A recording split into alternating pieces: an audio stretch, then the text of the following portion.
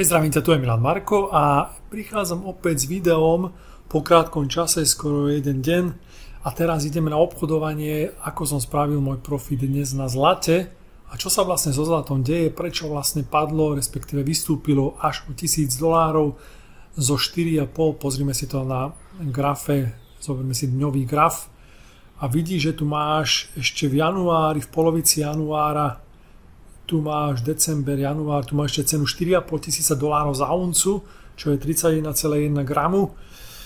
A potom vybehol v polovici januára o $1000 na $5,588 za jednu uncu. Prečo sa tak stalo, to nemôžem povedať, ale odhadujem, že naozaj naša inflácia, ktorú tu momentálne máme, že je všetko drahé a podobne, je len nafúknutá, pretože zlato vždy kopíruje infláciu. No a toto, čo vybehlo a teraz kleslo, tak to je vlastne reálne na tú hodnotu, možno ešte menej má tú hodnotu, pretože tá inflácia nie je taká, ako nám to naši, či už politici a ľudia, ktorí stoja nad politikmi, diktujú. Takže tá inflácia nie je taká, aká je skutočne je, len samozrejme za to všetko skrývajú, zvýšenie cen a podobne. Ale to je jedno. Takže ideme k tomu obchodu, ktorý som mal.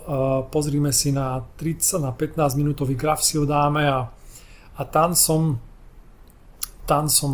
si dal líniu trendovú v trende na juh a potom keď prerazila túto líniu, ale pozri, podľa čoho som postupoval. Presne tú istú metodiku, tú istú stratégiu som použil, čo používam na euro-dolár, že ide price action dole, tu išlo, rozbehlo sa dole veľmi silno, potom tu na a takže trh vlastne tlačí smerom na juh, tak keď som tu videl obrovské zotavenie tu na hore, tak tu som zadával svoj obchod, idem vlastne až do 5-minútového grafu a potom až do minútového, aby to lepšie bolo vidieť.